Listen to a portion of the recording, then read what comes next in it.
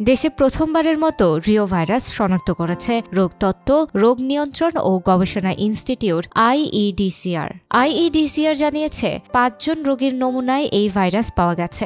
এই ভাইরাসের প্রকৃতি অনেকটা করোনা ভাইরাসের মতোই। তবে এই রিও ভাইরাস থেকে বাঁচতে কি কি পদক্ষেপ নেওয়া যেতে পারে চলুন জেনে নেই।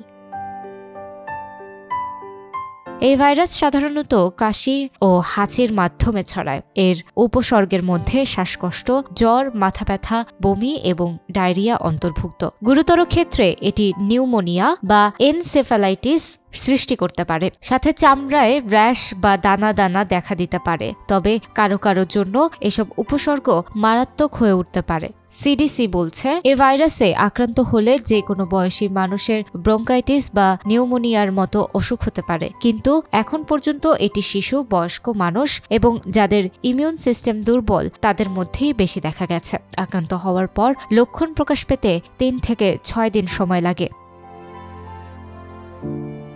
করোনা মোকাবেলায় যেসব সতর্কতা নেওয়া হয়েছিল, একই ধরনের পদক্ষেপে এই ভাইরাস প্রতিরোধ করা সম্ভব। যেমন বাইরে গেলেই মাস্ক পরা, ২০ সেকেন্ড ধরে সাবান পানি দিয়ে ঘন ঘন হাত ধোয়া, হাত দিয়ে নাক মুখ স্পর্শ না করা, আক্রান্তদের থেকে নিরাপদ দূরত্ব বজায় রাখা, জনসমাগম স্থল এড়িয়ে চলা, হাঁচি কাশি দেওয়ার সময় মুখ টিস্যু দিয়ে ঢেকে নেওয়া এবং ব্যবহৃত টিস্যুটি সাথে সাথে মুখ বন্ধ করে ডাস্টবিনে ফেলে দিয়ে হাত সাবান পানিতে ধুয়ে ফেলা। যদি টিস্যু না থাকে তাহলে কোনোই ভাঁজ করে সেখানে মুখ গুজে হাঁচি দেওয়া। রোগ প্রতিরোধ ক্ষমতা বাড়াতে পুষ্টিকর খাবার খাওয়া, পাশাপাশি পর্যাপ্ত পানি ও শ্বাস প্রশ্বাসের ব্যায়াম করা। সর্দি কাশি জ্বর হলেও অবহেলা না করে চিকিৎসকের পরামর্শ নেওয়া।